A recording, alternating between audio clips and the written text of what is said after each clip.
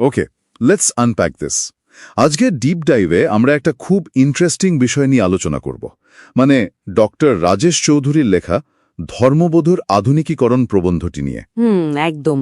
আদিম যুগের ওই প্রকৃতি বন্দনা থেকে শুরু করে আজকের দিনের বিজ্ঞান মনস্ক ধর্মবোধ পর্যন্ত মানুষের অনুশাসনবাদের বিবর্তনটা আসলে কিভাবে হলো, সেটাই আজকের এই ডিপ ডাইভের মূল ফোকাস।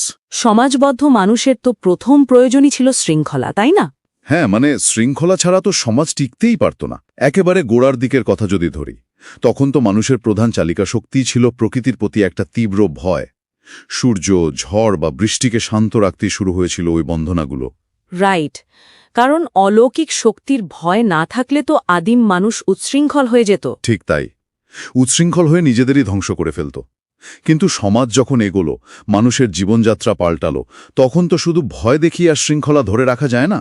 স্বাভাবিক। তখন আর্য ঋষিরা একটা দারুণ মনস্তাত্ত্বিক কৌশল নিলেন।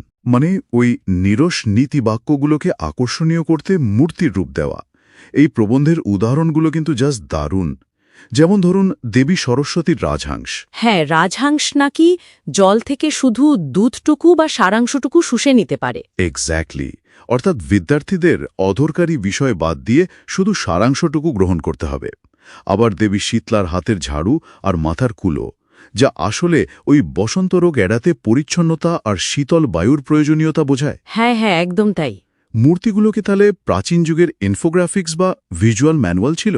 So what does this all mean? What's fascinating here is এই রূপকগুলো মানব সমাজকে একটা দীর্ঘ সময় পর্যন্ত শৃঙ্খলায় বেঁধে রাখতে পেরেছিল। ওহ আচ্ছা। হ্যাঁ, কারণ লিখিত আইনের চেয়ে এই ভিজুয়াল ম্যানুয়াল বা মূর্তির মাধ্যমে মানুষ খুব সহজেই নিজের দায়িত্ব আর নৈতিকতাগুলো মনে রাখতে পারত। কিন্তু সমস্যা হলো, সমাজ যখন আরও জটিল হলো, তখন তো শুধু এই স্থির মূর্তিগুলো আর যথেষ্ট থাকল না। আর here is wire it gets really interesting. মূর্তি বা ইনফোগ্রাফিক্স যখন আর কাজ করছে না, তখন প্রয়োজন হলো এমন কারোর যে মানুষের সামনে হেঁটে চলে দেখাবে কিভাবে বাঁচতে হয়। রাইট, মানে জীবন্ত আদর্শের প্রয়োজন হলো। একদম। ত্রেতা যুগে এলেন শ্রীরামচন্দ্র আর দাপরে শ্রীকৃষ্ণ। কিন্তু মানুষ শ্রীকৃষ্ণের জীবন্ত আদর্শ অনুসরণ না করে মেতে উঠল গীতার শ্লোকের জটিল ব্যাখ্যায়। প্রবন্ধকার যাকে বলছেন ঋষিবাদ দিয়ে ঋষিবাদের উপাসনা। তত্ত্ব নিয়ে মেতে উঠল সবাই। এটা কি অনেকটা ওই গাড়ির ম্যানুয়াল মুখস্থ করার মতো, কিন্তু বাস্তবে গাড়ি না চালানোর মতো বিষয়? দারুণ একটা উপমা এটা। If you connect this to the bigger picture, যখন আদর্শ ব্যক্তিকে বাদ দিয়ে মানুষ শুধু তত্ত্ব বা থিওরি নিয়ে পড়ে থাকে, তখনই সমাজে কুসংস্কার আর সাম্প্রদায়িকতা মাথাচাড়া দেয়। ধর্ম পরিণত হয় নিছক তর্কে। ঠিক, ধর্ম পরিণত হয় নিছক তর্ক আর পাণ্ডিত্যের লড়াইয়ে। এই অবস্থা থেকে মানুষকে বের করতেই শ্রীচৈতন্য এলেন ভক্তি আর প্রেমের জোয়ার নিয়ে। তিনি বুঝিয়ে দিলেন শুধু পাণ্ডিত্য দিয়ে নয়, ভালোবাসা দিয়ে সমাজ জুড়তে হয়। বুঝতে পারছি। আবার পরবর্তীতে শ্রীরামকৃষ্ণ পরমহংস দেব এসে নিরাকার ব্রাহ্মধর্মের যুগে মূর্তি পূজার আসল আধ্যাত্মিক গুরুত্বটাও স্পষ্ট করলেন। তার মানে প্রাচীন যুগের ওই ইনফোগ্রাফিক্সগুলো ছিল ধর্মে ভার্সন 1.0, আর সময়ের সাথে সাথে ধর্মেও ক্রমাগত বিবর্তন আসছিল। হ্যাঁ, বিবর্তন তো হচ্ছিলই। কিন্তু এই আধুনিক যুগে যেখানে বিজ্ঞানের এত প্রসার আর তত্ত্বের এত বিভ্রান্তি, সেখানে ধর্মের প্রাসঙ্গিকতা কিভাবে টিকবে? প্রবন্ধ অনুযায়ী শ্রী শ্রী ঠাকুর অনুকূলচন্দ্র এসে ধর্মকে বিজ্ঞান, অর্থনীতি এমনকি সুপ্রজননের সাথে মিলিয়ে দিলেন। ওয়েট, সুপ্রজনন বলতে এখানে ঠিক কি বোঝানো হচ্ছে? এই জায়গাটা অত্যন্ত গুরুত্বপূর্ণ। প্রবন্ধ অনুযায়ী সুপ্রজনন মানে হল জেনেটিক্যালি সুস্থ ও উন্নত পরবর্তী প্রজন্ম তৈরি করা। মানে ধর্ম শুধু আর আধ্যাত্মিকতার মধ্যে সীমাবদ্ধ রইল না। ও আচ্ছা, বিজ্ঞানসম্মতভাবে কিভাবে একটি সুস্থ সমাজ গড়া যায়, শ্রী শ্রী ঠাকুর অনুকূলচন্দ্র সেটাই ফোকাস করলেন।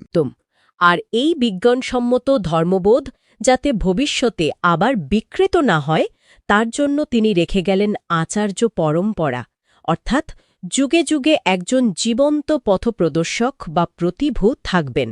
তার মানে আগের যুগের ম্যানুয়ালের পর এই জীবন্ত আচার্যরা হলেন latest over the year update. ধর্মে এটা কি এক ধরনের সিস্টেম আপডেট, যা সাম্প্রদায়িকতার মতো বাগ বা ত্রুটি ফিক্স করে দেয়? একদম তাই। যখনই সমাজের নতুন কোনো সমস্যা বা বাগ তৈরি হয়, এই জীবন্ত আদর্শরা সেটা ফিক্স করে দেন। This raises an important question. আধুনিক যুগের মানুষ অনেক সময় ধর্মাচরণকে অবজ্ঞা করে নিজেদের নাস্তিক বলতে ভালোবাসে কেন? সেটাই তো প্রশ্ন। অথচ নিজেদের অস্তিত্ব টিকিয়ে রাখার তাগিদে এই বিজ্ঞানসম্মত আপডেট হওয়া ধর্মই অপরিহার্য। আসলে মানুষ এই আধুনিক ধর্মবোধ মানতে চায় না, কারণ এর জন্য নিজের বৃত্তি বা প্রবৃত্তিকে নিয়ন্ত্রণ করতে হয়। রাইট, আর সেটাই সবচেয়ে কঠিন কাজ। ঠিক বলেছেন।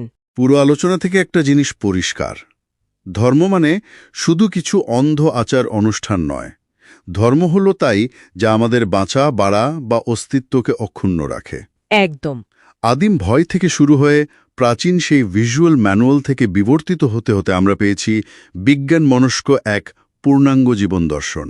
আর এখানেই আজকের ডিপ ডাইভের শেষে একটা নতুন ভাবনার জায়গা তৈরি হয়। সেটা কি?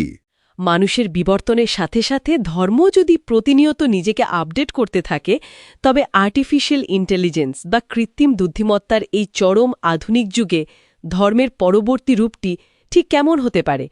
প্রাচীন যুগের সেই ম্যানুয়াল থেকে কি আমরা সম্পূর্ণ ডিজিটাল কোনো আধ্যাত্মিকতার দিকে এগোচ্ছি? এটা সত্যি ভেবে দেখার মতো একটা বিষয়।